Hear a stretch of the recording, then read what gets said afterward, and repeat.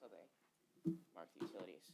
I'd like to call the Saline City Council meeting to order. If you'd please rise and join me with the Pledge of Allegiance.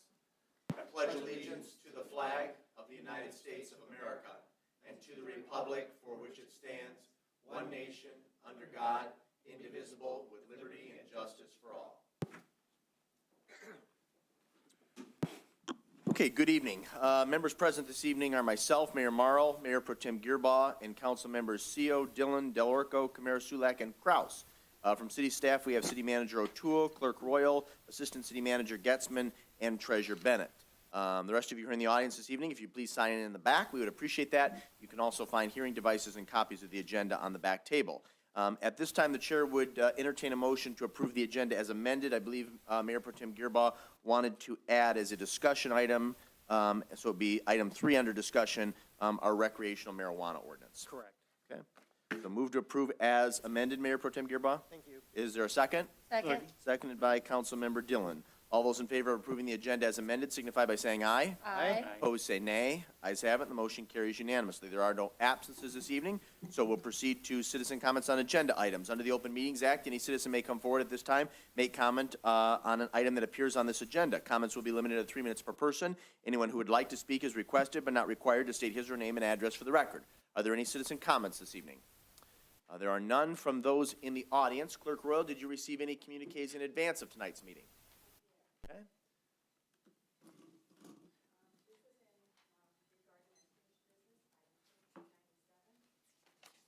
On either. There we go. To whom it may concern, I, Robert Stoner, currently living at 685 Maple Oaks Court, Saline, am writing this to address the sewer usage for the last quarter, winter 21-22. I and my family were unaware of the water usage that was occurring due to a sump pump failure and secondary hydro-assisted pump that was constantly running. This pump was part of a sump pump assembly when we moved in October 2020. The builders, plumbers, and buyer have all been contacted to straighten out any missing paperwork that might have been misplaced. I myself, or anyone else in my family, even knew what this type of pump was or requested it from the beginning. But in the long run, it did save the basement from flooding. Once the city had noticed the usage, a city worker named James contacted us and stopped by to look for anything suspicious, resulting in that the secondary pump was indeed running and the sump pump had possibly failed. So I contacted the buyer, which sent over a plumber that replaced the pump and more suitable model 1/2 HR industrial to replace a 1/3 HR residential. I'm not debating the water usage since it did happen while we were there, and I should have known more about how this worked, and it is my fault indirectly. The sewer usage is what the problem is. The drain for this pump does not go to the sewer at all. It is pumped to a collection reservoir behind our house. That is the only tube going out and the only place it can go. The only thing benefiting from this is the ducks, frogs, and geese behind us. This is part of the bill is calculated anyhow by water usage, and in this case, incorrect. I'd just like to address that we are living in this house, we're unaware that this was happening, are willing to pay for the water usage, though it is a tough pill to swallow. But the sewer is way beyond what we have available for this time and unfair. We are more aware of this and will be much more diligent in catching it before it happens again. Please consider a modified usage adjustment for the sewer. Bob Stoner. Very good. Thank you for those comments, Mr. Stoner. Clerk Royal, any additional comments that were submitted in writing? No, sir. Very good. Then we'll proceed to the consent agenda. The following consent agenda will normally be adopted without discussion. However, at the request of any citizen or council member, any item may be removed from the consent agenda for discussion. I'd like to remove item C-22-107 and C-22-108 for discussion. So those will appear as the first items under new business. Is that a motion then to approve the consent agenda as amended, Councilmember Dillon? Yes. Is there a second? Second. Seconded by Mr. Gearbaugh. All those in favor of approving the consent agenda as amended signify by saying aye. Aye. Opposed, say nay. Ayes have it, and the motion carries unanimously. We move to public hearing, agenda item 22-79-3. This is Saline Area Fire Department Special Assessment. First motion will be a motion to open the public hearing, affording the public an opportunity to speak to this issue. So moved. Moved by Mayor Pro Tem Gearbaugh to open the public hearing at 7:06 p.m. Is there a second? Second. Seconded by Seo. All those in favor of opening the public hearing, say aye. Aye. Opposed, say nay. Ayes have it. Public hearing is now open. Is there anyone who would like to speak to this issue? There appears to be no one in the audience. Clerk Royal, did you receive any communiques in advance of tonight's meeting? I did receive one, and it says, I, Thomas Hamilton, am writing to file an objection to the estimated costs of the assessment roll for a special assessment for fire protection as documented in your letter of April 4th, 2022. Perhaps more importantly, I highly object to the process being used. First, the amount of the assessment was not provided in your letter, so I have no idea how much it will be until I attend tonight's meeting. Few of us have time to run down to your office beforehand. Next, I am apparently not able to appeal the assessment unless I have first attended your meeting of May 2nd to complain in advance of receiving your bill. In addition, I evidently must provide you with this letter to ever come back and appeal. All this, mind you, before the actual assessment has been made available. I find this astounding. It is clear to me that this process has been designed to minimize dissent as opposed to promoting a fair, open discussion. To comply with your process, I must compose this letter in advance of learning the size of the assessment and then provide it to you to appeal when I receive the bill. Who gets to make up these processes? They seem highly arbitrary to me, designed at a whim to inconvenience and/or stifle your constituency. I ask, how does this process serve the interest of the taxpayer? Thomas Hamilton.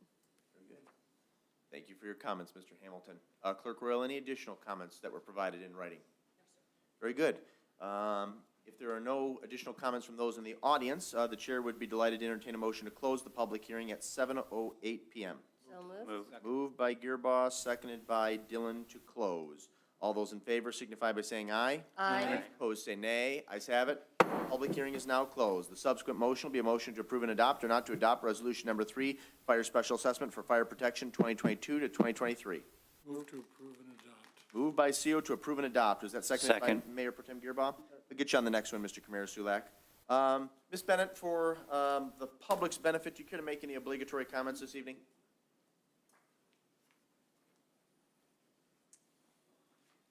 I would just say that, to remind the public that this was a voted on millage up to 1 mil. The city council has opted to use a 7/10 of a mil, and we have been going through the resolution public hearing process. A roll with all of the amounts is available at the office and available upon inquiry also by phone call. If there are any additional questions. I believe that assessment roll has been at the front counter for several weeks now. I would ask that the city clerk notify, was it Mr. Hamilton who submitted comments in writing? Yes, he was here earlier, and I already gave him his assessment. Okay, very good. And perhaps between either myself or the city treasurer, if you could provide us his contact information, we can follow up tomorrow if he has additional questions or concerns. We would be delighted to address those and also talk to him about the process, which, as the city treasurer indicated, was formalized many years ago and has been an option. We haven't utilized it in the past, but we do have every legal right to use this mechanism to fund our portion of the Saline Area Fire Department's general operating budget. Ms. Bennett, anything else? No. City Manager O'Toole, any comments? Easy enough. Are there any questions or comments on the motion? Excuse me. Councilmember Dillon. Thank you. I just wanted to remind those that are watching, and just for residents' benefit, that the assessment is for each of the municipalities. Saline had just not previously utilized it. It is, I believe, on the record currently and is being assessed for the other municipalities that are part of our fire department. So this is not something that is just for City of Saline residents. Thank you. Any additional discussion or comments on the motion? There appear to be none. Then we'll proceed to vote. Thank you, Ms. Bennett. It's been properly moved by Councilmember CO, seconded by Mayor Pro Tem Gearbaugh to approve and to adopt. All those in favor signify by saying aye. Aye. Opposed, say nay. Ayes have it, and the motion carries unanimously. We move on to unfinished business item 22-97, partial sewer relief for 685 Maple Oaks Court. This will be a motion to acknowledge receipt of the April 27, 2022 memo from Assistant Treasurer Weberline and to approve or not to approve relief of sewer charges for 685 Maple Oaks Court in the amount of $4,153.80. Move to acknowledge receipt. Okay, we'll start with a motion to acknowledge receipt by Mayor Pro Tem Gearbaugh. Is there a second? Second. Seconded by Councilmember Kamara Sulak. Treasurer Ben, anything you'd like to add on this issue? I'll turn it over to the city manager. Easy enough. Floor is yours, Ms. O'Toole. Thank you. So you do have the memo from Assistant Treasurer Weberline. In our additional research on this subject, it was identified that while the discharge is not a code violation, the installation of the sub pump was not permitted previously. So our staff never had an opportunity to go in and inspect the work that was done or the actual pump that was put into place. It's difficult to say. That's why we're presenting this back to council for a policy consideration, whether that inspection would have then resulted in some deficiency being identified which could have prevented this from happening, or whether this is truly just a, unfortunate circumstance, and the water discharge would normally be considered for relief. So the policy question to council tonight is how we want to interpret situations where an individual does not pull a permit or a builder does not pull a permit for work that subsequently causes this type of water overusage. Very good. Thank you, Ms. O'Toole. Comments or questions from the dais? I'll begin with Mr. Seal. Yes, Your Honor, thank you. I unfortunately wasn't at the last meeting, but I did address the question about how the water got into the sump. The sump only pumps water as the water comes into the sump. That's what it's there for, as a collection device. My question is still, how did that much water end up in his sump? So this is my limited knowledge of this type of sub pump. It's not your traditional type of sub pump. It's a water backup sub pump. So it actually forces water to the system to get the water out. This is not my forte, but I don't believe that we have anyone who's forte. Oh, wait, here we go. Got a master. You just signed up. We got a master plumber Yeah. pipe fitter in the audience. Might be good expertise. Could you Mr. explain? Feldkamp, would you care to come to the podium and comment on this issue? We would love any thoughts you have on this type of sump pump and the subsequent consideration to provide relief in the amount of $4,153.80. Okay, so for the record, I'm the plumbing, mechanical, and building inspector for the city of Saline, as well as a master plumber. These sump pumps are solely designed for, in case of a failure of power, the pump, if in fact they have a high water table in their basement, will continue to pump even though there's no power in the building. All right, they operate on a turbine style, which is, as the water goes in, it makes a spin, it makes a propeller spin. That impeller then pumps the water out, and then the discharge water from that pump dumps into the sump, and it continues to pump out with the water that's being discharged that comes from underground.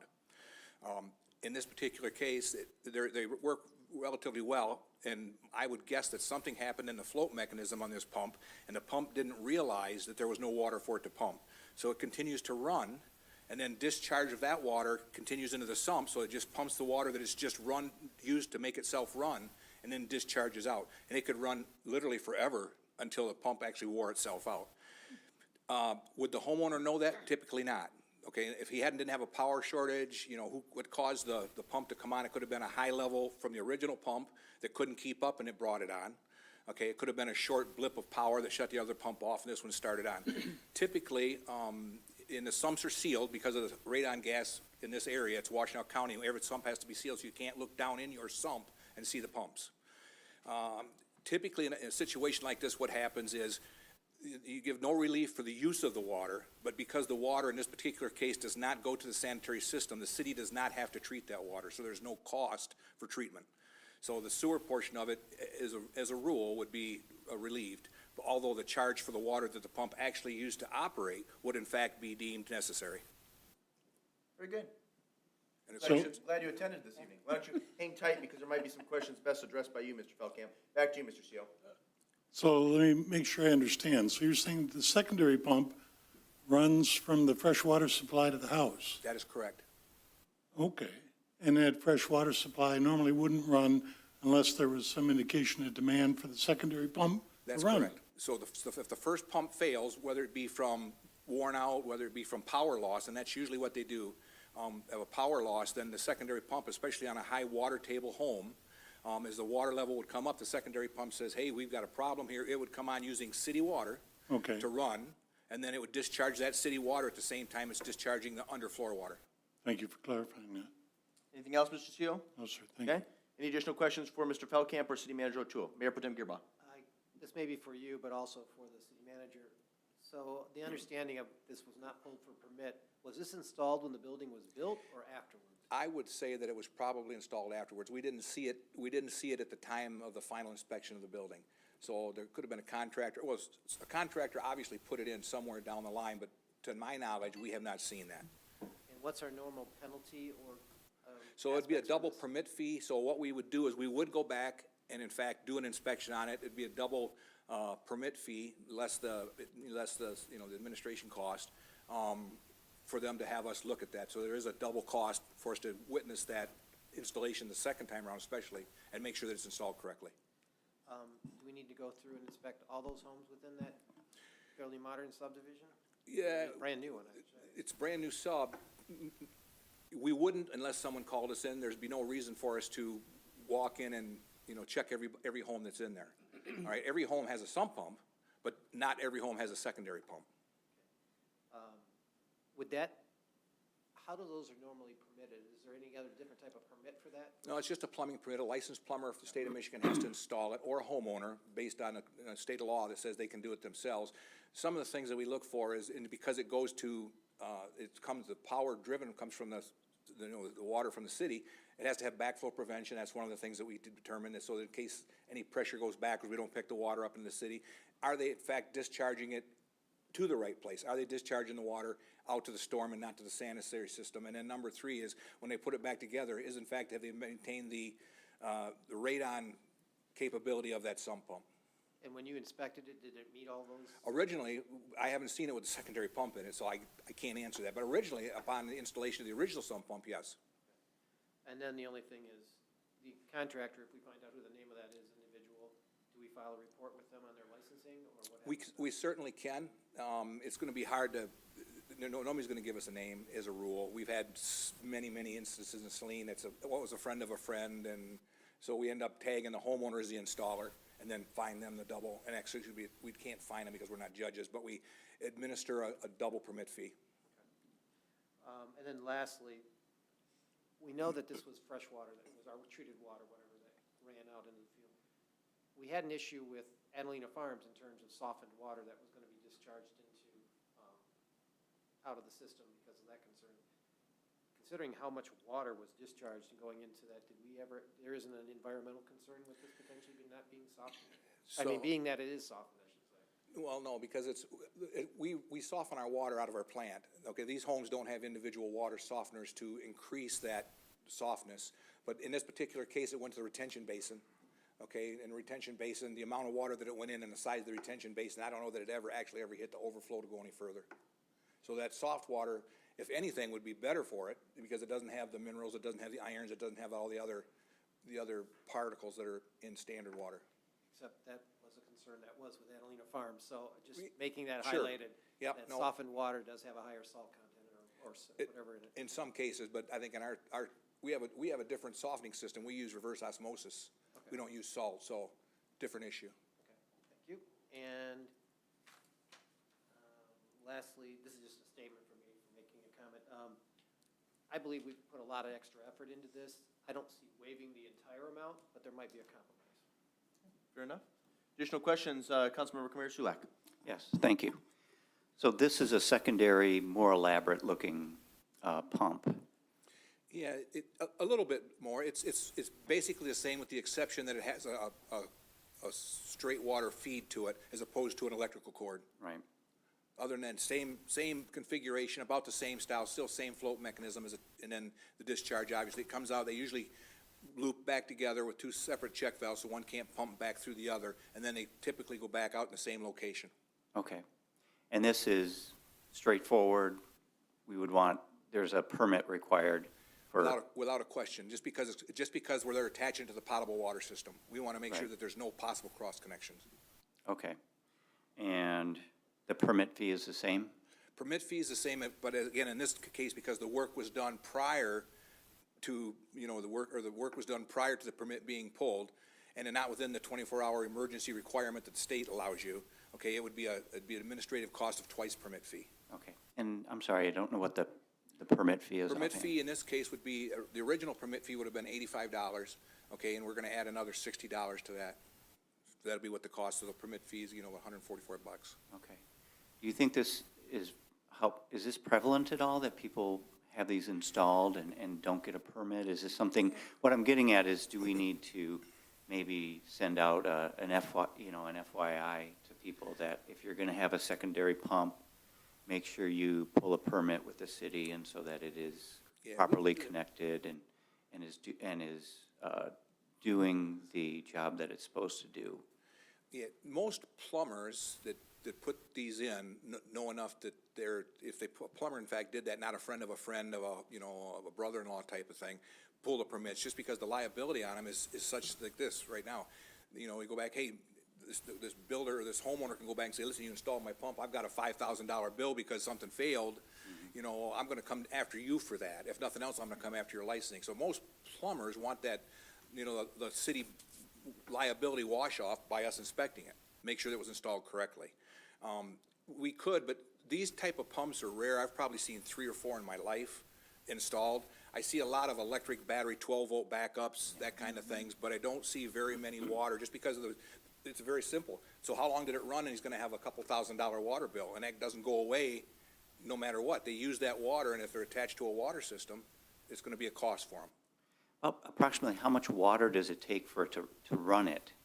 As far as, is there any way to back out or to factor that into, like Mr. Gerbach said, for a compromise? Because, this is bordering on, there's no permits, but it is a significant amount of money. So what usually, again, I'll go back to a little bit of history. What usually happens is go to the water department and say, okay, this home uses how much water religiously each month, and we take an average of that, okay, and maybe go on the high side, add a 20% to it, and say, okay, you might have had a really busy month, but straight across, let's say, I'll pick a number and say you used 1,000 gallons, and we had 2,000 gallons usage, okay, it's 1,000 gallons that we get the normal month usage, and then we have 1,000 gallons of straight water cost. So we take an average of the normal sewer use and then back it out that way. Okay, perfect. Thank you. Very good. Thank you, Mr. Commissioner. Councilmember Kraus. Thanks. Just a quick question. So did you say it may or may not have gotten caught if it was inspected? That's what I want to confirm, No, because what normally happens when a pump fails, we'll look at the installation, make sure that that the float's not rubbing against something, that they don't have cross connections, that they are discharged properly, not into the sanitary system, but into the storm system. As a rule, when this pump goes bad, it's something internal that will either, set a float up, something jars the float micro switch goes bad, the mechanical device inside will go bad. As a rule, if it's gonna, in the install, whoever puts it in is gonna know that right away. Because it's hard piped with 2 separate pipes, so it's got 2 legs on it, one with the cold water coming in and one with the discharge going out. So it's not just kind of flopping around in the. Okay, so chances are it wouldn't have gotten caught in the beginning at the permit No, time. Okay. you wouldn't know that. We'll reach down and make sure they cycle, but other than that, it's not Okay, an issue. thanks. Yep. Councilmember Dillon? Thank you. So just for clarification, what I thought you said was that if it was a plumber would have pulled a permit. Yes. So we have sort of 2 scenarios here. Either the current owner chose not to, they used somebody that chose not to pull a permit, or the previous owner did that. Correct. For us, we do not know, and I don't know, so at this point, I feel like it's difficult to say, but I feel like the onus is on the property owner at this point, because if there was, if they were the ones that had installed, they should know that there was a process in place.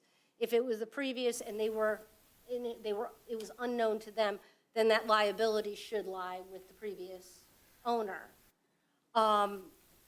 It's very difficult because there's a reason that we have a permitting process in place.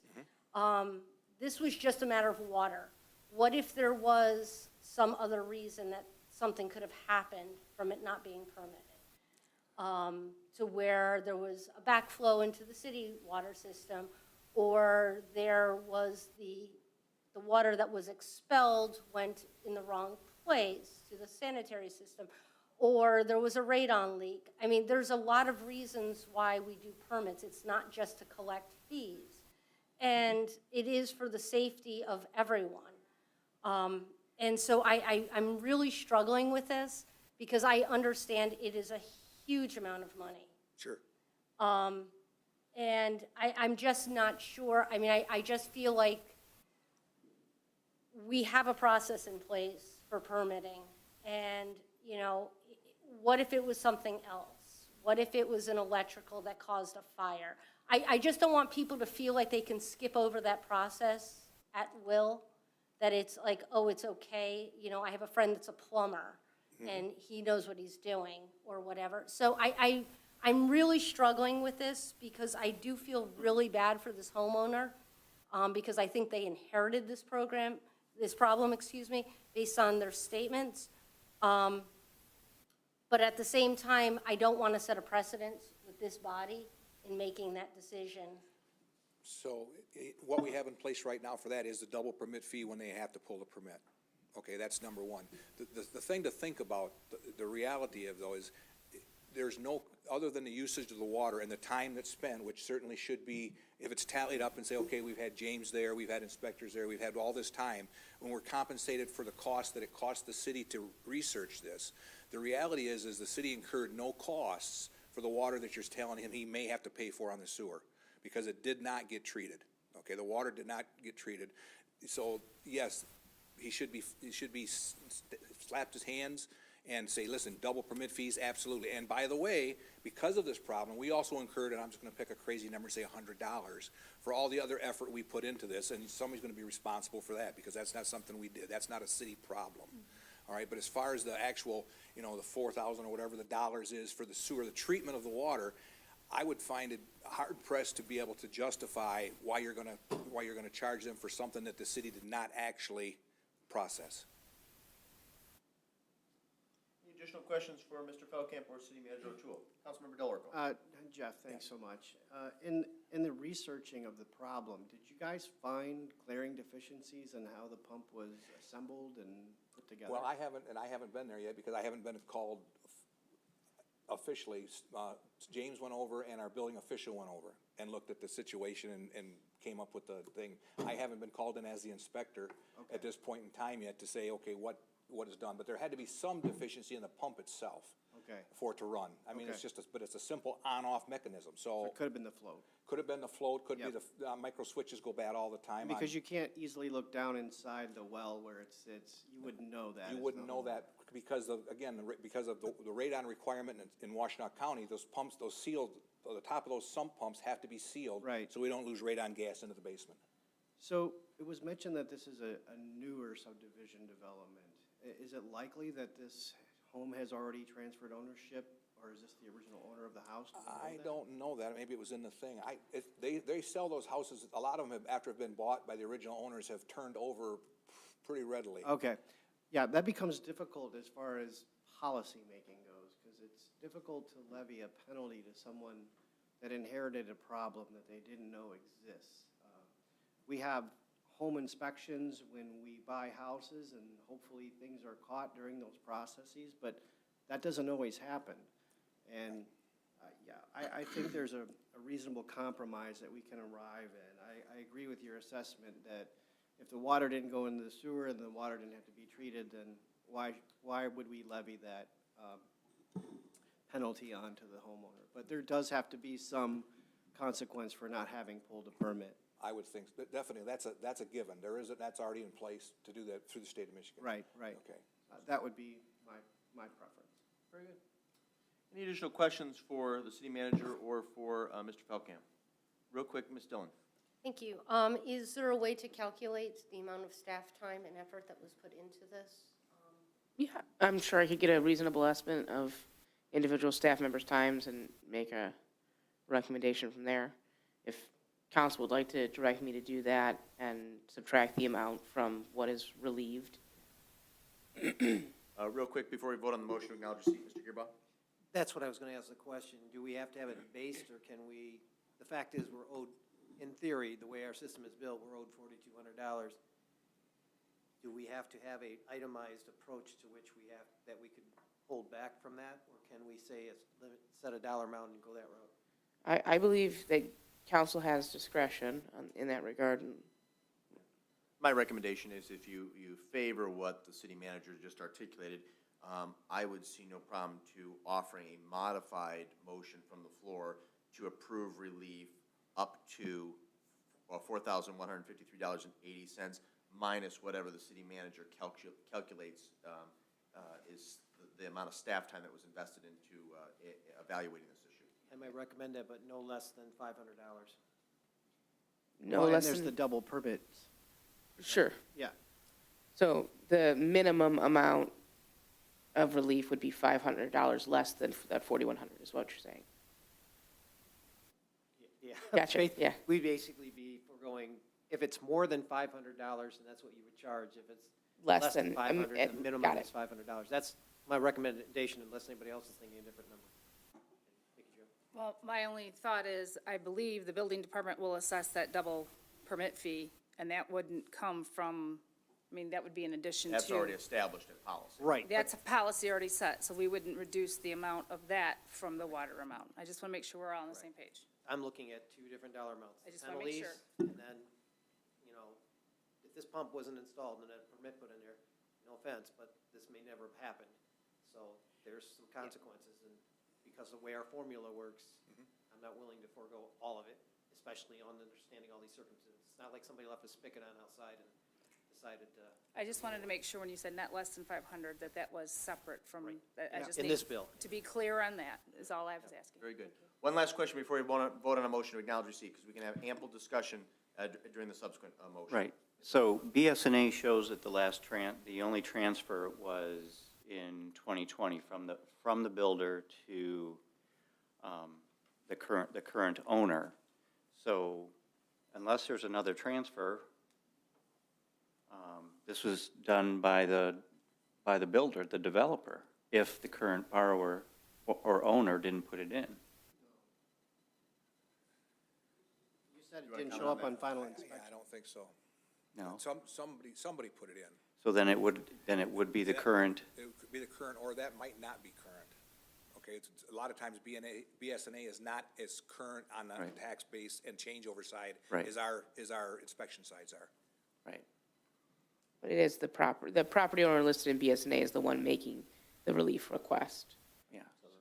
So I don't see how there would be another No. owner in there. So Yeah, unless it was added, after the time of inspection. the reason why I think this may be relevant is the builder putting them, did the builder put it in? Is it possible that the builder put this one in and maybe there's others? I guess anything's a possibility, Oh, but right. certainly we can follow up with that on our end easily enough. We know the builders, I know the installers, I go to BSNA. I hope that's not the case, but we don't want this to happen again. No, It would be an extra absolutely. expense for the builder, so I don't see them throwing money away like. No, but, That's $500-600 easy. yeah, something doesn't add They're up. not gonna That's, just give They you the generally money. just throw in a cheap electric one and they're done, whatever meets code. Exactly, right. They're putting in what they have to and away they go. Very good. Mr. Feldkamp, thank you. You're welcome. We will now entertain a motion, or we will now vote on the motion, which was moved by Gearboss, seconded by Kamara Sulak, to simply acknowledge receipt of the April 27th memo. All those in favor signify by saying aye. Aye. Opposed, say nay. Ayes have it, the motion carries unanimously. Is there a motion now to approve or not to approve relief of sewer charges in the amount of 685 Maple Oaks Court in the amount of $4,153.80? Or would somebody care to offer a modified motion? I'll modify that motion to be, as I stated, relief of not less than, Go ahead, Clerk Royal. To authorize relief of sewer charges for 685 Maple Oaks Court in an amount of $4,153.80 minus cost of staff time, which is no less than 500. And the permit fees, the double permit fees. I don't think, But that's- I don't that's think you need to separate. articulate that That's in the a motion. separate statute. This is just the relief of this sewer fee, so. Are that's you good. comfortable with that? I believe so. Okay, read that one more time for the public's benefit and for council. Offer relief of sewer charges for 685 Maple Oaks Court in an amount up to $4,153.80 minus cost of staff time and no less than $500. see, Why don't we just say an amount? if you would, Yeah, no more than $653.80. 53.80. You've just tabulated the charges in your head, right? Well, it's just minus 500. It's, Oh, okay. yeah. The 4,100 minus Yeah. 500. Okay. So So- you're capping, okay, it's going to be Well, $500. Defined. it can't, the relief can't be any greater than that. Okay. It could be less than that, because if staff charges are higher. wording it that way, that's fine. So, There no, can be no Clerk great- Royal, did you get that? Yes. Okay. Mayor Pro Tem Gearbo, you're comfortable making that motion? Correct. Okay, is there a second to that motion? I'll second. Seconded by Kraus. Okay, is there any additional discussion on the motion? Just one thing. Please. This issue about permits and just double the charge, that's been a concern for many, many years where people haven't pulled permits, and really for the builders, that's always ever charged, is double the permit fee. I don't know what the state allows or whatever else, but if we're restricted to the state, then that's what we have to do. But we've had a number of concerns in the past where people haven't pulled their roof permits or not pulled permits in the historic district, and those, we've gotten much better. But again, it's that issue of this type of scenario that Ms. Dillon's correct. If somebody installs a furnace where they and don't wire it properly or don't ground it correctly, there could be a concern. And I know we're back trying to get all of our permits completed, but there needs to be some kind of consideration as to when it doesn't happen, is there a problem? Because many communities have started dealing with this, so. Mr. just Feld? Something to look into. Yeah, thank you. Mr. Feldkamp, perhaps you can address the question or concern, rather. Do we have the ability to be essentially more punitive towards individuals, property owners who do not pull permits? So we can't be more punitive because we're not judges. Okay, what we do is we assess an administrative cost of the double permit fee. We can probably set that for any fee we want to, 3 times, 4 times, 5 times. That's probably in your court, we'd have to ask our attorney. But because it's not a fee, okay, it's an administrative cost. Correct, sorry. Right. So again, I suspect there would be no objection for the dais. I would encourage staff to look into that, engage legal counsel, and come back with a recommendation. With the idea being that as a community, we want to do whatever we can to ensure that homeowners, contractors are actually pulling permits, that we're doing the type of reviews that are necessary, and that there is an incentive for people to comply with our standards. Okay? Yeah, because if the fee is exorbitant, they're more likely to pull the permit the first time around. And it's more from my perspective, it's more for the licensed builders and so forth that actually put that fee in their bill and then don't pull a permit. Yeah. I've had that happen twice, so. Oh, okay. Indeed. Okay. Any additional discussion on the motion? No, we have a motion on the floor. It was moved by Gearba, and the second was Kraus. Is that correct, Clerk Royal? Okay. I'll call for a vote. All those in favor signify by saying aye. Aye. Opposed, say nay. Ayes have it, the motion carries unanimously. We move on to new business, item C-22-107. This will be a motion to approve investment policy and banking resolution. Move to acknowledge? It would be do you want to start with acknowledge? Yes. Okay, motion by Dillon to acknowledge. Is there a second? Second. Seconded by Gearba. Councilmember Dillon, what was your question? I just would like to have a full discussion about this. We've gotten a couple different documents, and I just want to make sure that I'm looking at the right document at this point.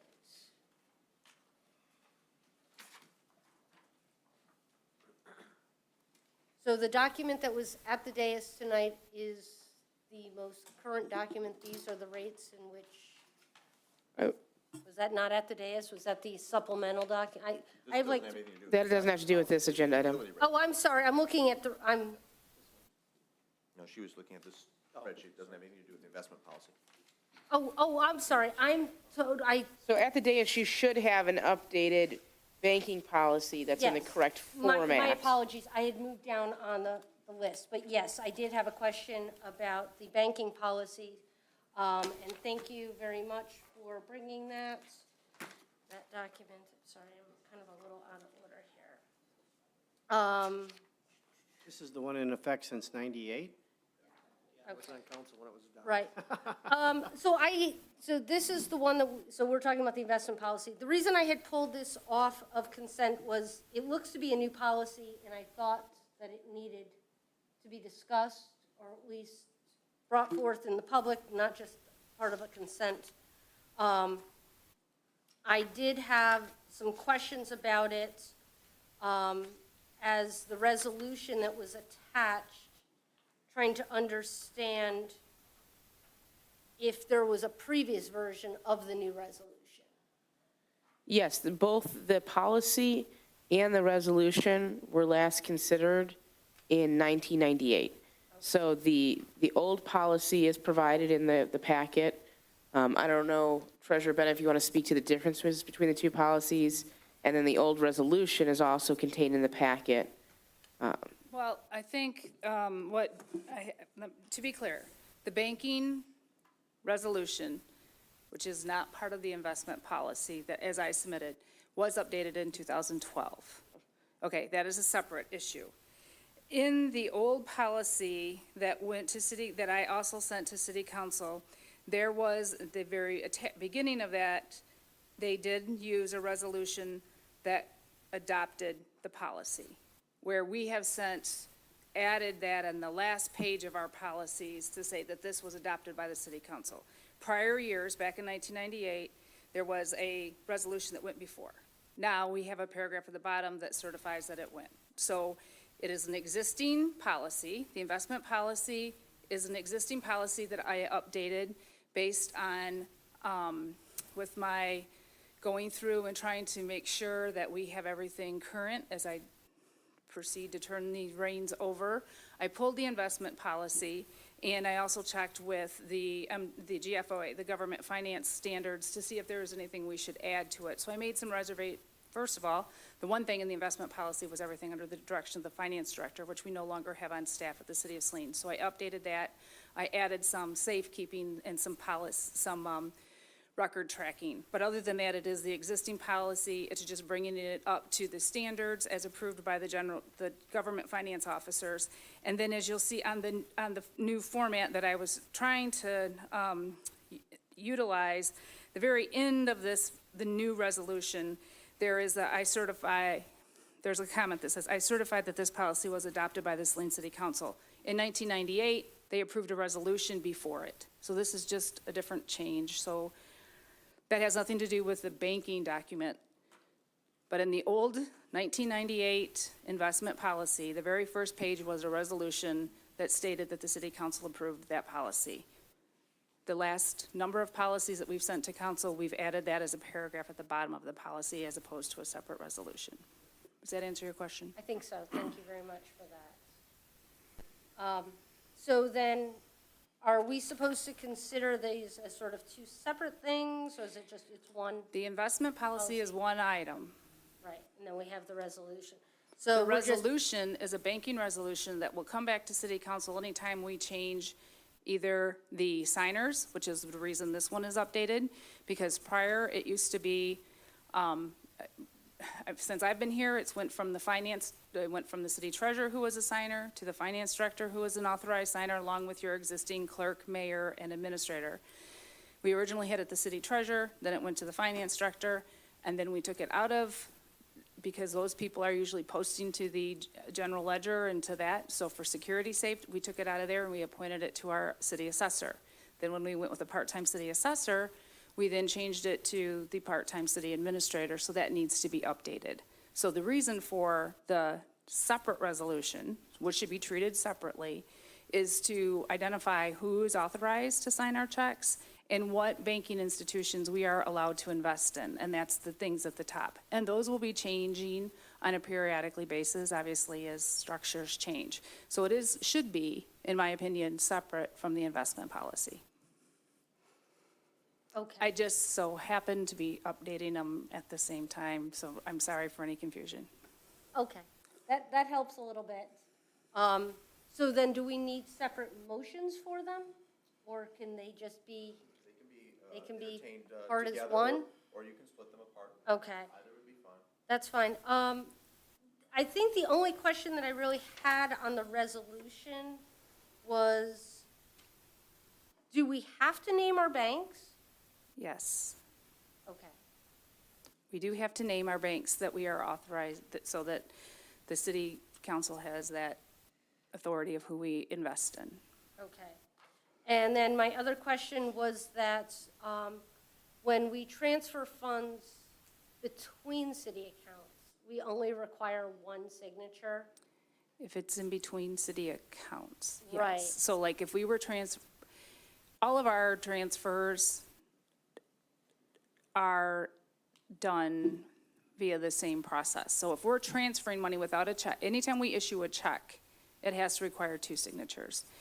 When we're investing and starting a new investment option, that new investment is not a city account, so that would require 2 signatures. If we were moving money from the rec center fund to the city fund, we would only require 1 signature. However, we still have to cut a check, so we still require 2 signatures. The only time that it doesn't is if there's a move in investments and we can wire it or ACH it. Thank you very much for those clarifications. Mayor Pro Tem Gearba? Mickey Joe, I appreciate you looking at this before you leave, because I know, yeah, since '98, my first time around was on there. I think for me is understanding, and I know of talking with one of the bankers, listing the banks, there was always an understanding that the banks would be in the city. So there's some other things that I think people have perceptions in the market. So when we look forward at reviewing this financial, I guess, approach and policy in the future, we'll address those in terms of what other options we could invest with, because most of these are all located in the city, but there may be other opportunities that, because most of these are now worldwide companies, Absolutely. it doesn't make sense unless there's some specific need. Right, and so one great example to that, Dean, that I kind of wanted to clarify when we were asked if we need to list the banks. A lot of the banks are the agent that we work with, but they have brokers that are going to be handling the investment. So for example, looking to doing some commercial paper this week to try to get some sort of interest out there at your request. We will be doing that through our relationship with Huntington Bank. However, the broker is going to be Bank of New York Mellon. Right. So, but we have a local relationship, and those are the ones that we have to determine who we're having a relationship with. I believe Flagstar's on there. Flagstar isn't in city limits. And a lot of our investments, not only commercial paper, but our CDARs and things like that, these are the banks that we will have that relationship with. Michigan Class is another one. And they will invest in other tools or other mechanisms, like CDARs can invest into a multitude of different organizations, but our relationship and our FDIC insurance for CDs and stuff like that would be with those banks. And then for me, it's just, I know when we're doing a transition we haven't done a transition from a treasurer to a new treasurer in decades. There may be some other policies and practices and reviews that need to occur just from an audit perspective, and we may have to look at those type of things too and consider. So again, the only one thing for me, and maybe understanding, or I just have my concern after understanding another mayor in another town, the ability to transfer funds, with one signature, the way that this reads, I really would like to look at that in the future.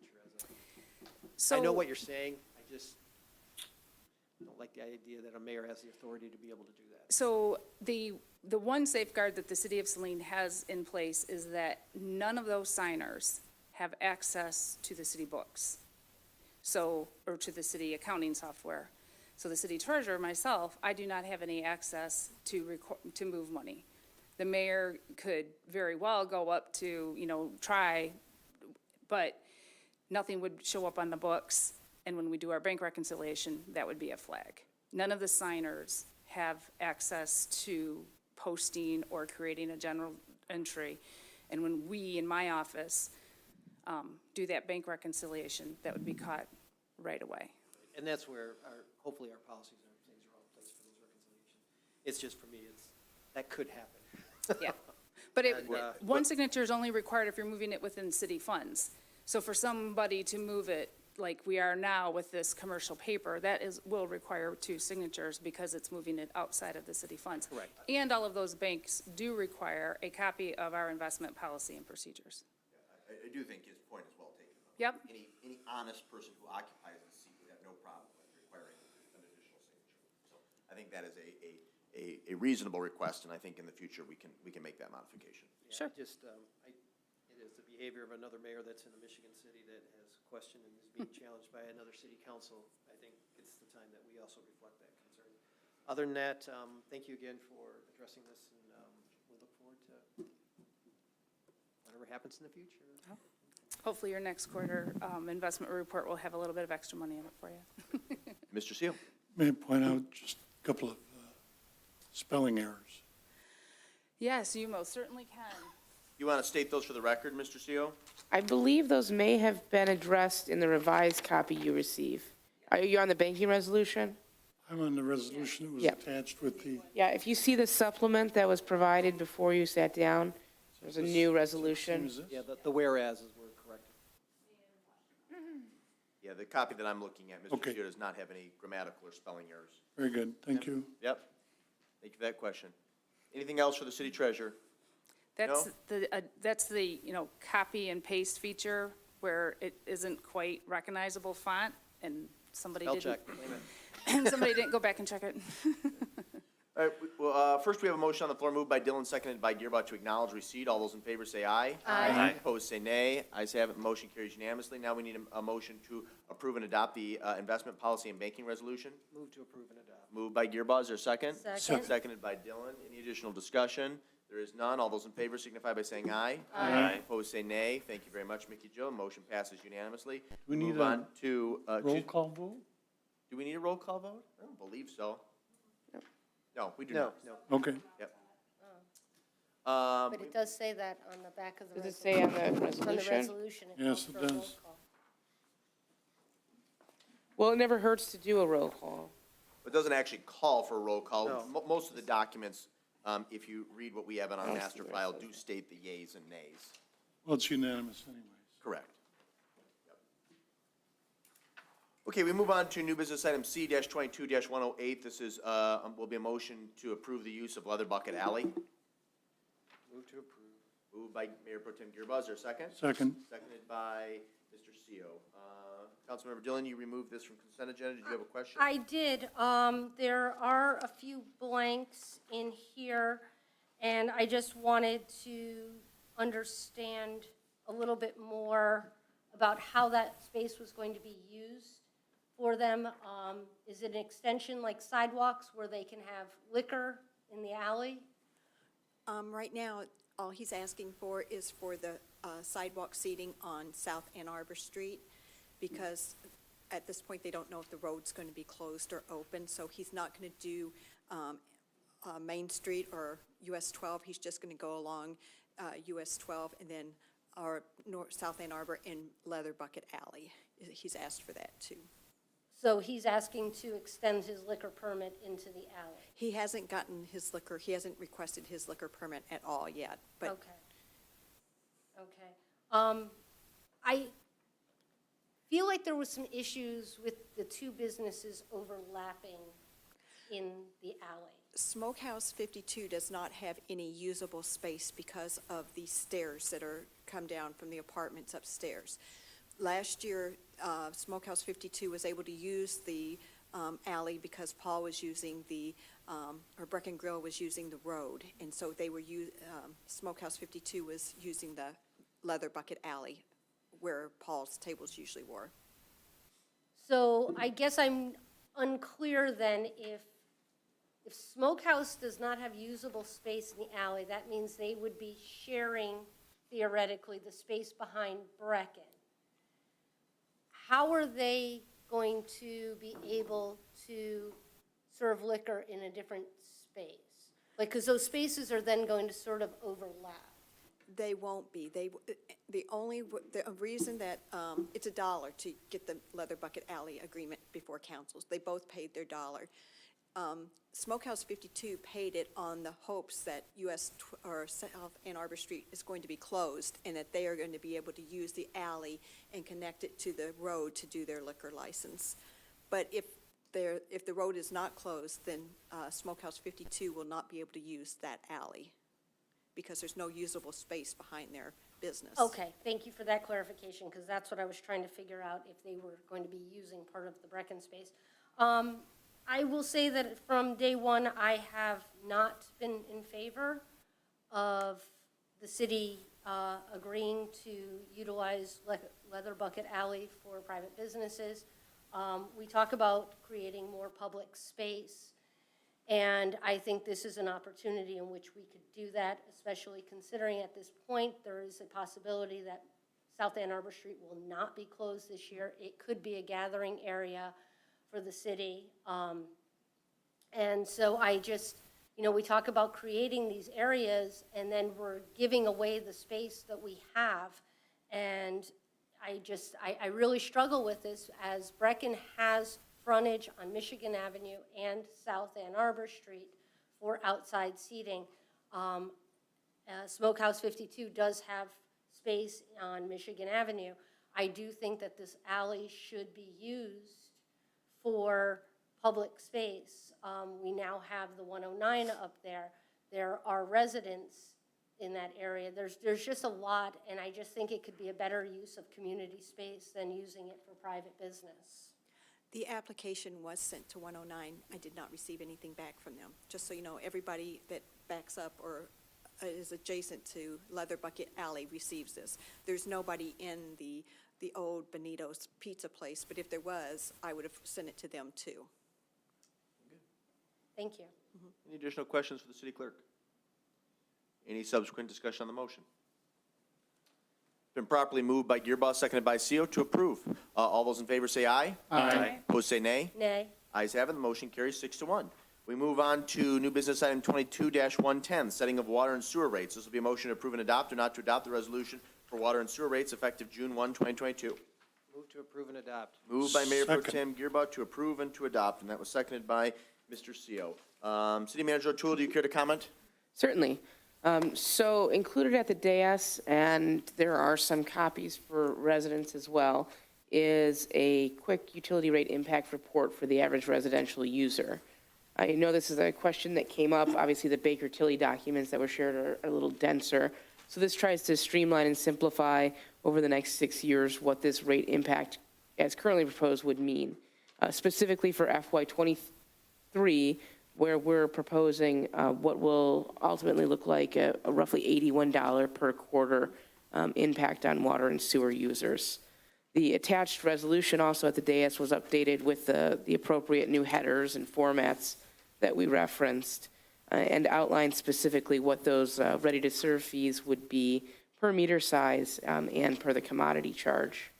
I did want to note as well, I asked Baker Tilly some of the follow-up questions that we had during our last conversation, specifically in regards to whether there could be a better or different balance between the commodity charge and the ready-to-serve.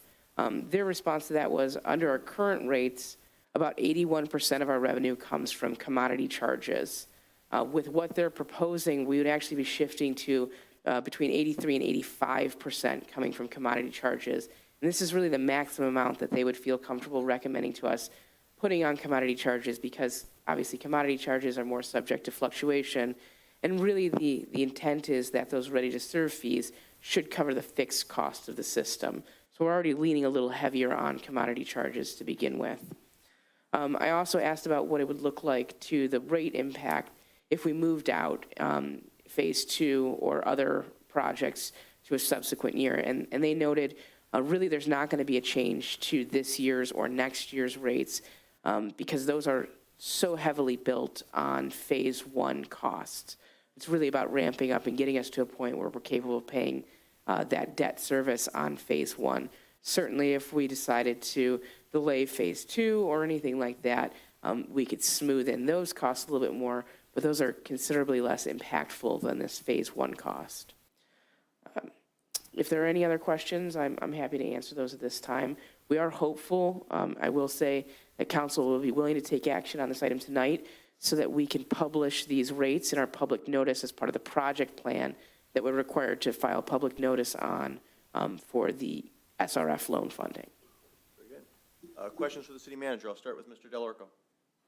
Yeah, when we discussed this at the last council meeting, we debated about volumetric charges versus ready-to-serve charges.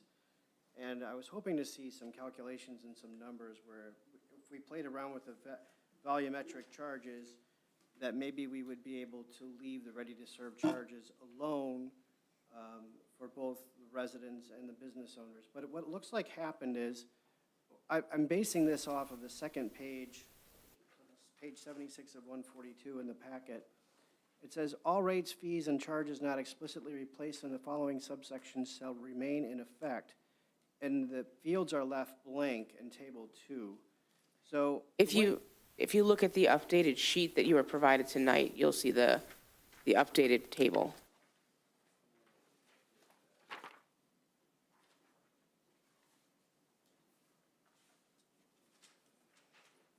And I do apologize for the delay on that. I was waiting for Baker Tilly's Why don't you take a look response. at that, Mr. Delorco, and I'll see if there's any other questions I can come back to you, okay?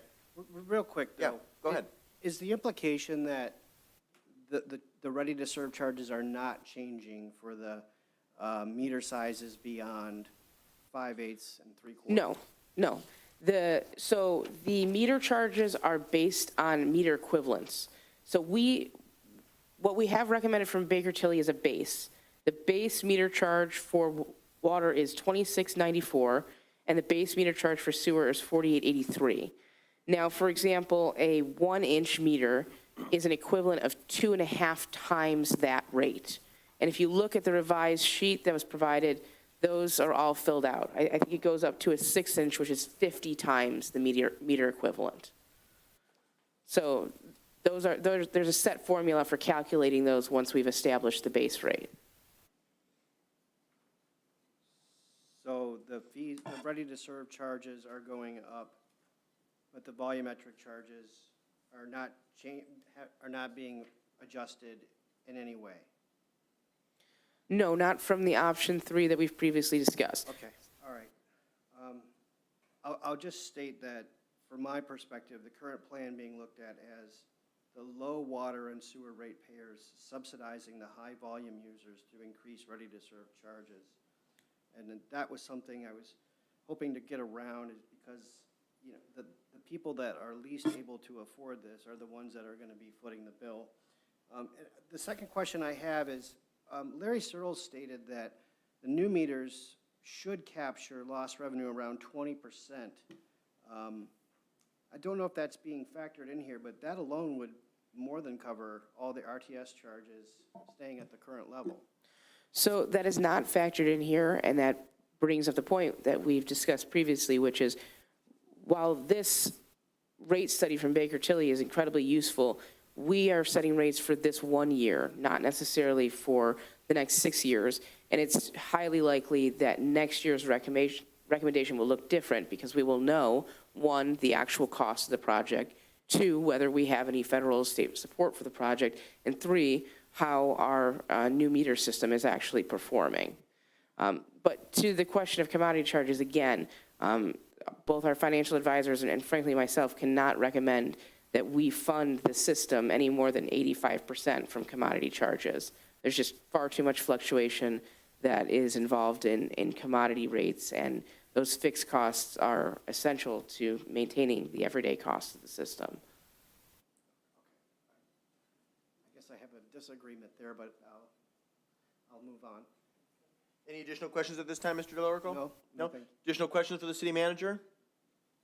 Easy enough. Any discussion on the motion that's on the floor, moved by Gearbaugh, seconded by CO to approve and adopt? Mr. Gearbaugh? Just a statement. We've been talking about this plant and improving it for over a decade. We've had some starts and stops. We were hoping for additional money coming in from Annalena Farms. That didn't happen. This is just right now to put, for this year, a down payment down on what we plan to be a 20-year, 30-year bond. I'm not sure where it's going to end up. But we need to make this clear that we have the funds available to do this process. We can't push it down the road any further. It's a thing that we're hired, or elected, I should say, not hired. I've been here long enough. I think that's probably a mistake. But we've made a number of adjustments in the past 20 years to either smooth, reduce rates, not place them on developers, a number of things, and we need to not continue to do that kind of practice. This is the time where we need to be moving forward as elected officials, making a decision. Yes, it's going to be hitting hard, but every time I see an article or I hear something, it's either about the smell at the plant, the concern that we're not gonna have a plant that works, the concern about our water, the concern about the treatment of it. So at this point, this has gotta be done. We can't push off the state any longer. We're investing right now to hopefully keep us in place, but we need to get this going. We can't necessarily also afford another $150 million or more to try and connect to Yucca. This is a good plan. This is what we're planning on. We've reviewed it with our advisors. We've reviewed it with our consultants. We have a defendable position. The Bolt versus Lansing rule is out there. We cannot come up with our own questionable rate increases and trying to decide that we're going to defend that in court. To vote no on this is not to move forward on the future for our city and to make it a community which can support its current people. This is not for the growth. It's for getting us back to square one so we don't have to complain and have issues and complaints with the state of Michigan and have Eagle on our back door every time that we have a concern or something. And we're planning for, what could potentially be climate concerns and other issues like that. So at this point, I'm moving forward with this, and I hope my colleagues will also agree with this. Fee increases are pain, but this is the time to do it, and we know we need to do it. It's putting it off is not going to help us. Thank you. Additional counsel, start with Mr. Seal and then jump to Mr. Kamir Sulek and then come back to the left side of the dais. I heard thank you, Mr. Gerbo, for your remarks. I heard a newscast today on NPR, and it said that statewide in the state of Michigan, we're having a crisis of aging infrastructure. And they talked specifically about water and sewer. And they said, especially among smaller communities in this state, there's a real difficulty in trying to update and upgrade the old infrastructure that we all have that at one time was adequate but no longer is. And I think it just pointed even further in my mind to the fact that we do need to move forward with this water and sewer rate so that we have the funding available to convince the state that we can afford to purchase the bonds and so on that we need to make these, all these enhancements that we've talked about. Very good. Mr. Kamir Sulek? Yes, thank you. I'm not real comfortable with the burden that the lower usage payers will have. So I'd like to clarify, we're approving this for 1 year, and we are going to look at it again next year. So we could revise it to lessen the impact that it'll have on lesser users. Absolutely, and just for context, I had Baker Tilly kind of look at that question for us and just estimate if we got, say, $5 million in federal support, how we would apply that, and their recommendation would be directly reducing the commodity charge in that rate, in that case.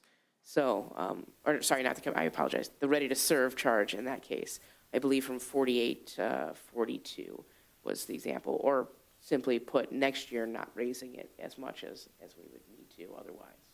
Okay. I would like to go on record on that I would prefer that we follow through with that if we can, if things line up that way.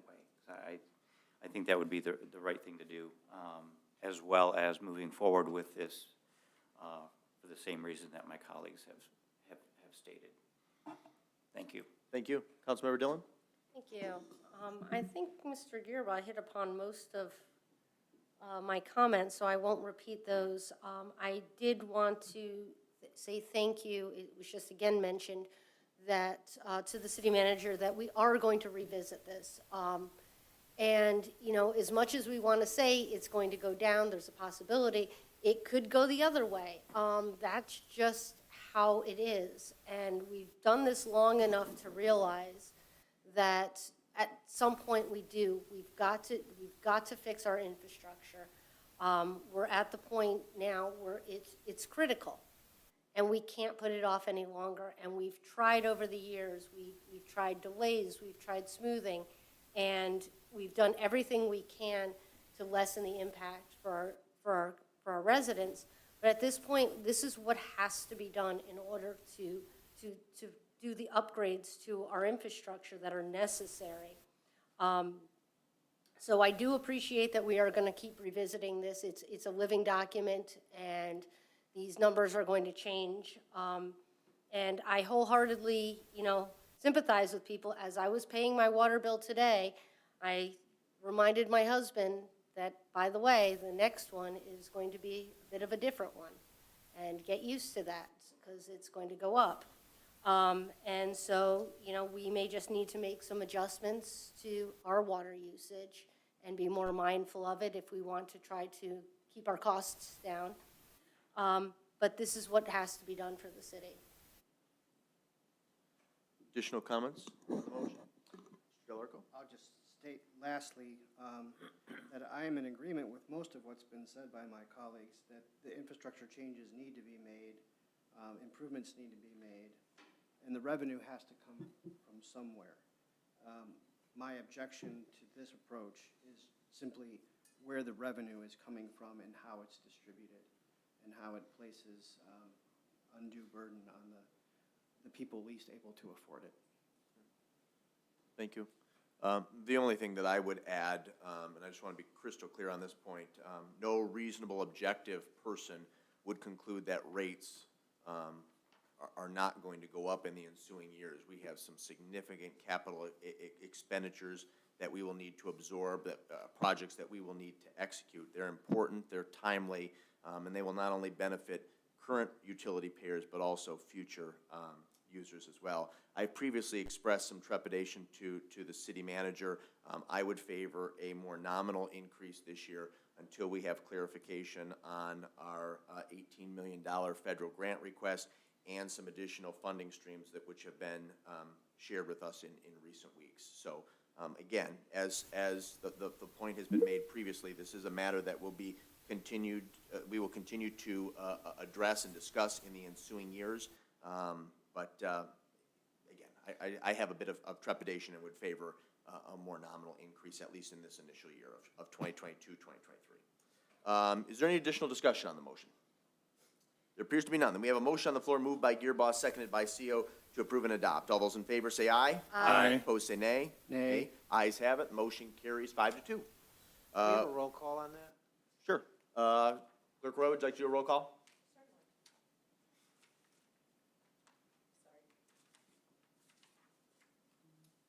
Mayor Marl? Nay. Mayor Pro Tem Girbach? Yes. Councilmember CO? Aye. Councilmember Dillon? Aye. Councilmember Delarico? Nay. Councilmember Camaro Sulek? Aye. Councilmember Kraus? Aye. Motion carries 5-2. Thank you very much.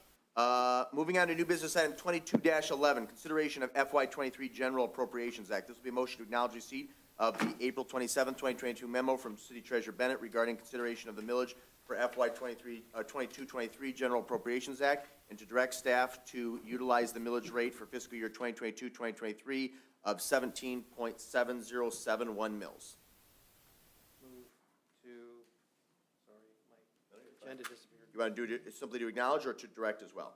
To move and direct. Moved by Mayor Pro Tem Gearba to acknowledge and to direct. Is there a second? Second. Seconded by Mr. CO. City Treasurer Bennett, do you care to make a comment for primarily the public's benefit? Absolutely. So City Council and City staff sat down at our work meeting in April, and we reviewed all of the budgets, pretty much in-depth and thorough, line by line. This 17 mils is for our general fund that'll take care of the operations of our, the general fund funded, so that includes our police and most of our Department of Public Works and our administration offices. I would also note that this millage does reflect that there will be the 7/10 of the special assessment that we had the public hearing on earlier as well. So this public hearing would be set for the tax rate for that next meeting. Very good. City Manager O'Toole, anything you'd like to add? No, just that you do have a slightly updated memo in front of you tonight that clarifies the implementation of merit adjustment for admin employees. Very good. Are there questions for either the city manager or for the city treasurer? Ms. Dillon? Thank you. Just for clarification, if somebody were to see this, what's not included in this millage is the road millage. That's a separate That's- document. This does include, does that add up? No, this, It has .32 debt, street debt. Does that include the other 1 mil? no, the No. other 1 mil, Is a vote. but that is included in the 17 mils. Let me just verify that. Let me just look real quick. I don't want to go on record in my last budget meeting giving wrong information. I believe it does, but I want to confirm. Yeah, that would make sense. It's missing Yeah, a mil. because I think if you add those ones that they are together, the math whiz there, I think it is include the 1 mil. So for the public's benefit, I'll summarize. The 17.0071 includes city operating of 14.0023, street debt of .3276, solid waste of 1.6772, and the voted street millage of 1.0. Thank you. Thank you for the clarification. Yep. Additional questions for the city treasurer? Mr. Gearba? Mickey Joe, can you just remind me, what is that .3276 and how was that derived? So the .3276 is for the 2004 street bonds debt that we took out, issued, and that is the portion of the debt payment. Was that for 20 years or? I believe so, yes, so that will be coming off. So this will probably go away in 20? 2 more years? 2 more years? Yep. Okay, thank you. Thank you for that. Any additional questions, City Treasurer Bennett? No? Or the city manager? Thank you, Mickey Joe. Any discussion on the motion? Here we have a motion moved by Gearboss, seconded by CO to acknowledge receipt and to direct staff. All those in favor say aye. Aye. Opposed say nay. Ayes have it, the motion carries unanimously. Next up is new business item 22-112, proposed budget for fiscal year 2023, 7/1/22 to 6/30/2023. This is simply motions to schedule the public hearing. So the first motion, actually the only motion, will be to acknowledge receipt of the April 27, 2022 memo from City Treasurer Bennett to approve and adopt or not to adopt resolution as submitted, setting a public hearing on the proposed budget for fiscal year 2022-2023 on Monday, June 6, 2022 at 7 p.m. with public notice to be given according to law. So moved. To acknowledge and to approve and adopt, Mr. Kamir Sulak? Correct. Thank you. Is there a second? Second. Seconded by Councilmember Del Orco. City Treasurer Bennett or Ms. O'Toole, any comments that you'd like to make? No, I think that's pretty straightforward. For the public's edification, where could they find copies of the proposed budget? There will be at the Saline District Library, and there will be one at the City Hall lobby. The General Appropriations Act will be available that week prior to, at Okay. both of those locations. Can we make sure between our IT director and our PR generalist that we have also shared proposed copies online and via our social media accounts? And then I also want to make sure that, one, folks know that they're welcome to come here on June 6th to speak to our consideration of our proposed budget for the upcoming fiscal year of 2022-2023. And of course, if they can't attend, they're welcome to direct comments and inquiries to the city clerk's office, and they can be read. She will read them. She will read comments at their behest when we convene on June the 6th. Okay, very good. Thank you. Yep. If there's no additional discussion, we do have a motion on the floor moved by Kamir Sulak, seconded by Del Orco to acknowledge, to approve, and to adopt. All those in favor say aye. Aye. Opposed say nay. Ayes have it, the motion carries unanimously. We move on to the discussion portion of our agenda. First up is commission, committee, and task force reports from council members. I'll start to my left and end on my right. Mr. Del Orco, any commission, committee, or task force reports? Yeah, I'm pleased to announce, last week we went live with our initiative to launch and grant proposals. Environmental Commission finalized language for issuing 4 recipients an amount of $500 to incentivize initiatives to change materials and be more mindful of environmentally conscious efforts to change their practices in doing business. So we're hopeful that we get a lot of interest in this. We did a good marketing blitz. We put it on the city's website. We included all the information on the Environmental Commission's Saline Be Green website, and each of the Environmental Commission members are plugging this on their social media pages as well. So if you are frequent your favorite local businesses, feel free to go in and let them know that these programs are this program is available, and we'd love the opportunity to vet their applications on the criteria provided in materials distributed on the website. Very good, thank you. Councilmember Gearba, any commission, committee, or task force reports? Yeah, a couple updates. Planning Commission, of course, met last week to discuss the repurposing of Mickey's Dairy Twist for a potential marijuana dispensary. Planning approved the preliminary, and that will need to be reviewed, and they also approved the special use, which will come before council in 2 weeks. Our next meeting. At our May next 16th. meeting. Yep. So that will be up to council, and information on that is, of course, on the website and in the agendas. Wastewater treatment and water have discussed more concerns and issues related to some of the odors that were recently occurring at the plant, primarily due to, I believe, trying to resolve a concern with pumping between the pipes for the North Clarifier, and of course, trying to reduce the sludge that's in there in order to be able to access those pipes. Fortunately, that is going to have a concern with smell, and we've been notifying that on the city's website, so to keep that up to date. I do want to admit to the meeting that we had last week regarding our historical properties presentation. That was done as a special work meeting a week ago. That information, I believe, I'll check with Miley, will be shared on the website. It basically gives the information regarding the status of the historical properties and concerns, and hopefully ways that we can move forward in preserving those assets for the city. And with that, I think that's it right now. Very good. Councilmember Dillon, any commission, committee, or task force reports?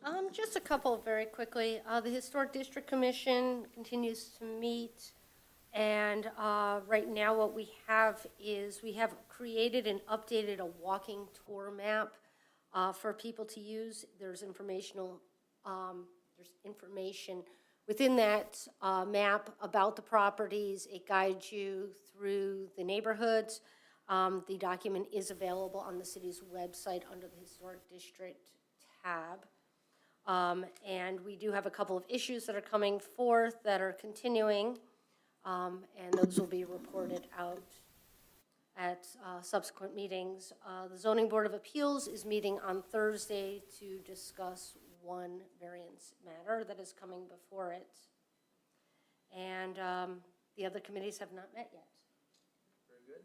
Mr. CEO, any commission, committee, or task force reports? Yes, Your Honor, I do. 2 weeks ago, on the 19th of April, the Parks and Recreation Committee met. We had a presentation from the Raisin River Watershed people. They're once again this year going to be coming to our parks and doing tours and pointing out highlights of some of the parks as regards things like wildflowers, wildlife, life in the rivers, and so on. It was a very interesting program last summer. My wife and I went to a number of those events and enjoyed them all. There's a lot to learn about what's going on in our parks. Kids Camp at the Rec Center is again going to run this summer. So please get over there and get information from the Rec Center about Kids Camp. And the Rec Center is alive and well. Just want to let everybody know that it's open. They've got just about complete hours again. It's only restricted by the help that they have there at the Rec Center. But it's very limited restriction on the hours. But there has been some change, so please get over to the Rec Center, check the hours, and find out the programs that are going on. Also then, on that same week, we had a meeting of the newly reorganized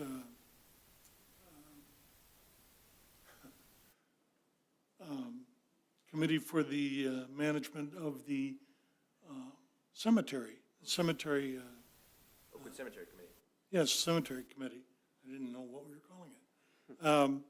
We considered several items, expansion of the space.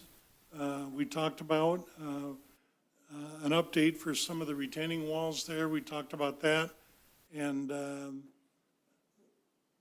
some of those were just committed to the city for finding out further information about what it might cost. There's a wall it's a retaining wall along Michigan Avenue. It's on the inside of the cemetery, inside the fence. It's an old wooden wall that's deteriorating. and that's going to require replacement. We also talked about the wall along the east side of the cemetery that faces onto Monroe Street, and sooner or later, that's going to need some attention too. So we talked about perhaps getting prices for the wooden wall this year so that we could bring that to city council for consideration and see what that costs and how that fares with what might be going on with the construction industry this year. So, Good. Thank you. Councilmember Kamara Sulak, any commission, committee, or task force reports? Yes, just one for the DEI committee. So although we just started May, June is coming up really quick. So for Pride Month and for Juneteenth, anybody wanting to volunteer or learn more about the events and what we're doing, please contact the DEI committee, myself, or Kristen Woodside. Please reach out. Thank you. Thank you very much. Councilmember Kraus. Thank you. So the Arts and Culture Committee had our first pop-up live art pop, and it was Thursday night at the 109. We had flute music, and it was small and intimate and fun for a kickoff, but we're still looking for venues to match up with local artists in any performance media to continue the art pop around town, but there's quite a few more that are going to be coming. Very good. Let me start to my right for reports and other announcements. City Manager, unless you have anything else, do you want to provide an update on the water main break today? Certainly. So earlier this morning, crews identified we don't know if it's a full main break or if it could be resolved with a sleeve, but a leak in the supply line leaving the water treatment plant. We are still trying to identify the location of that leak because, to my knowledge, we have not yet had misdig crews come out. We have been trying to contact them throughout the day. Unfortunately, they've been non-responsive. But for our part, the city does have a crew member who will be staying on after hours to monitor the situation, and we'll have crews available on a rotating basis if and when we need to call them in. Director Searles is personally overseeing that because of his experience with this, and we're anticipating it may be a trickier situation. But residents may be experiencing some discoloration or pressure issues, more so likely once we actually get into the repairs, which should be hopefully tomorrow during the day if we can finally get these utilities marked. Very good. Thank you for that. And we'll continue to provide updates as appropriate. As I indicated to the city manager, I did have brown water for the first time in several months today and some significant pressure issues, which caused almost a carbonation to the water as I viewed it in the back of my toilet tank. So we apologize for the inconvenience, and we're working expeditiously to get the matter resolved. Councilmember Kraus, any reports or announcements? I just wanted to say that I attended the art walk that was put on Sunday by White Pine Studios and Main Street, and it was both locations, the 109 and White Pine, were very well attended. They were packed, and it was nice to see people coming out and supporting downtown. I'm sure that people went to other stores while they were milling about, so that was a really nice event. Good. Mr. Kamara Sulak? Nothing further. Mr. Seal? nothing, Your Honor. Councilmember Dillon? The only thing that I wanted to make mention of is, as I was reviewing the bills for this meeting, we still are incurring a monthly fee to People's Express. I have been talking about this for years. The city is paying exorbitant fees to People's Express, and they are not providing any data to us as to ridership and the use of that feature.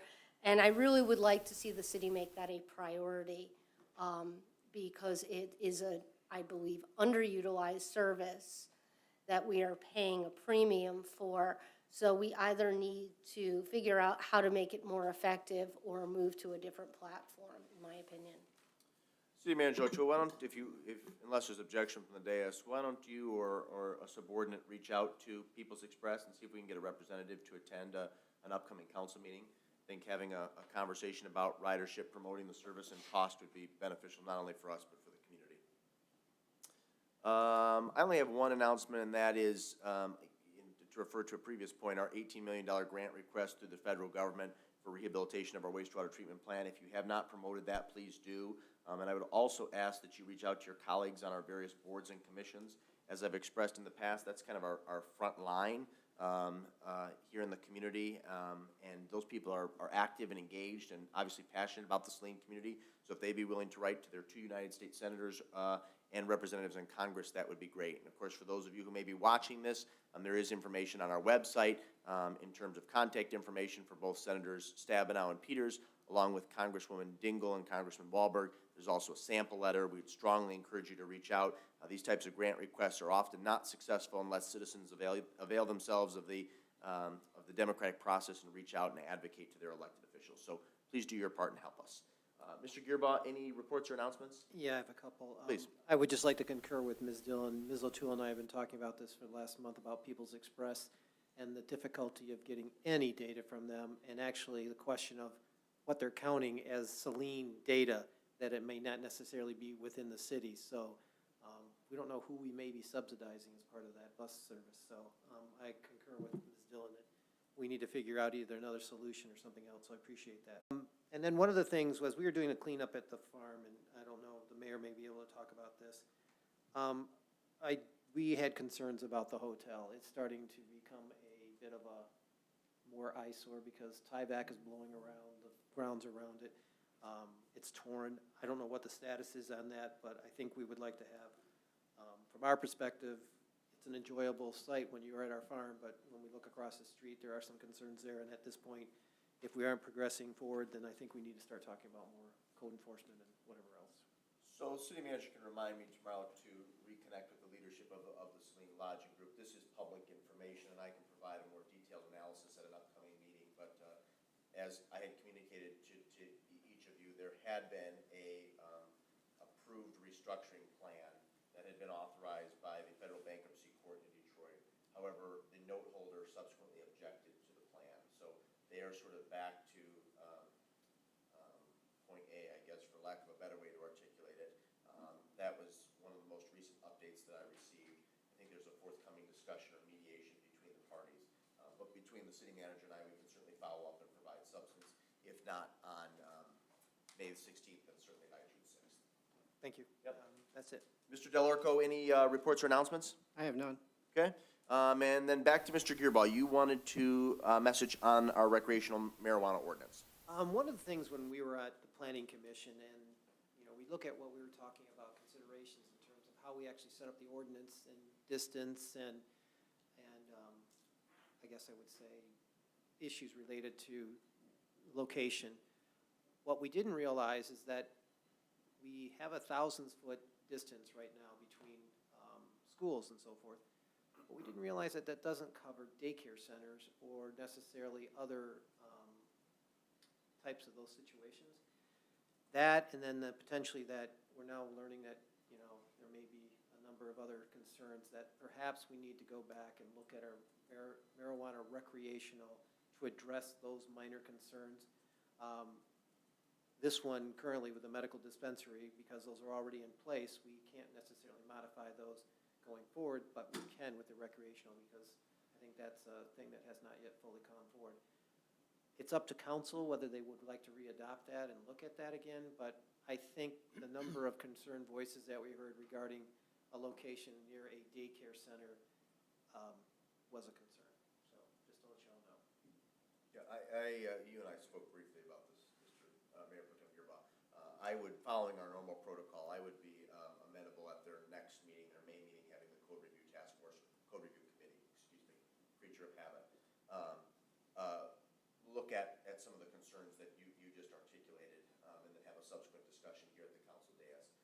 I think the buffer, the boundary that we've established, and the issue of daycare specifically ought to be addressed. I have some additional concerns, and if there's a consensus from City Council to have code review discuss this in May, each of us can document our questions, concerns, and then forward them to the city manager until Mr. Harrington starts as still the staff liaison to the code review committee.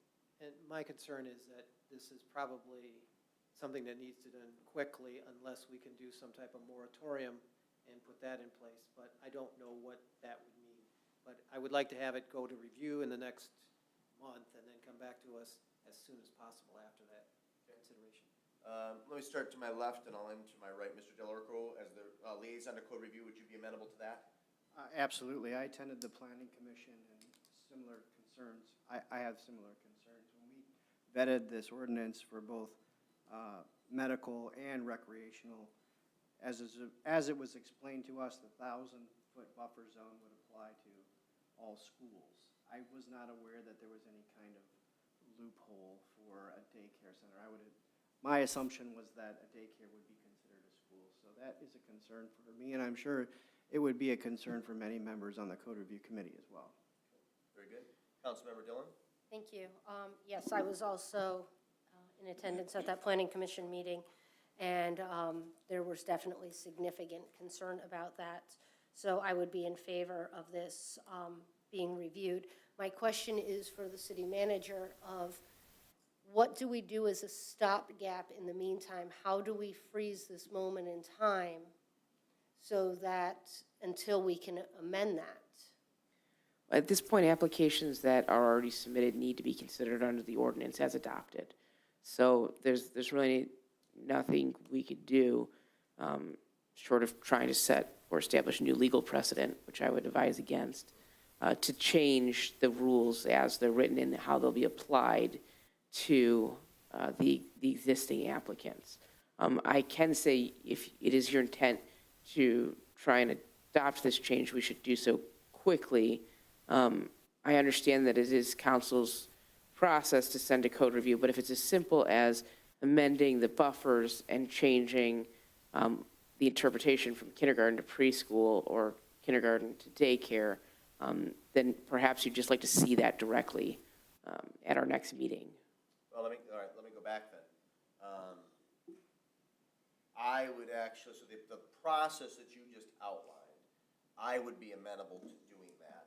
I think we would owe it probably through Councilmember Delorco, who's our liaison, to send some sort of obligatory message to the code review committee, noting that city council is going to move expeditiously to make some modifications to the existing ordinance. That doesn't subsequently prevent code review from having a more robust discussion on additional changes, but I would favor being able to look at, discuss, and theoretically adopt at our next regular council meeting on May the 16th.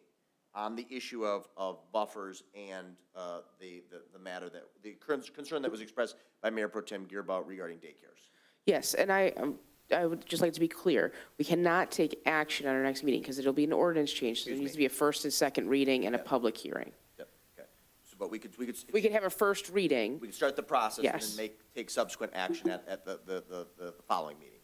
Okay, yep, very good. My faux pas. Mr. Delorco?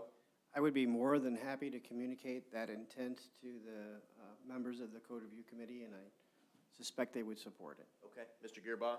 Yes, I think that would be the best way to go. Okay, sorry to cut you off, Councilmember Dillon. No, that would be fine. Just to continue with my thought process on this, so how does that work? So now we're going to have a couple of weeks before this happens. So we can't freeze application, that process, so that we can't take in more? Because what I don't want to see is people say, oh, I want to get in under the wire before they change something. I'd be happy to reach out to our attorneys first thing tomorrow morning to ask for clarification on that matter. I expect because we have an existing ordinance to suddenly pull back our application process would expose us to certain liabilities. But I will ask for their legal opinion whether there's something we can do in the meantime.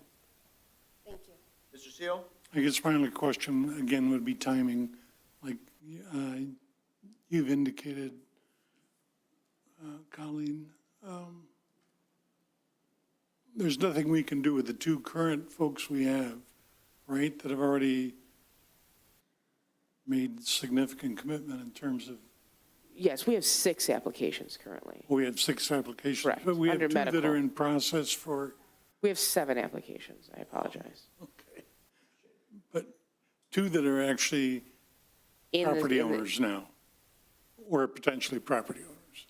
Well, they all have to have evidence of control of the site to apply. So most of them have purchase agreements, and it's a condition of the purchase agreement that they clear these permitting obstacles. Okay. All right. Yeah. That'd be my All only medical, concern. though, correct? They're medical applicants. I believe we have one recreational already. Mr. Seal, though, you'd be amenable to having something on the next council agenda? Yeah, but with the advice of the attorneys about whether or not we should, if we're going to put ourselves in significant jeopardy Right. at this point by proceeding, then, As the city manager indicated, she can connect with Dickinson Wright tomorrow and relay what is conveyed to her, either probably tomorrow, Wednesday, or Thursday at the latest. okay, very good. Mr. Kamara Sulak? Yeah, I feel it's important to work on this expeditiously and to include our attorneys in it to make sure that we're doing it correctly. So that's the extent I think we're gonna cover it. And Councilmember Kraus?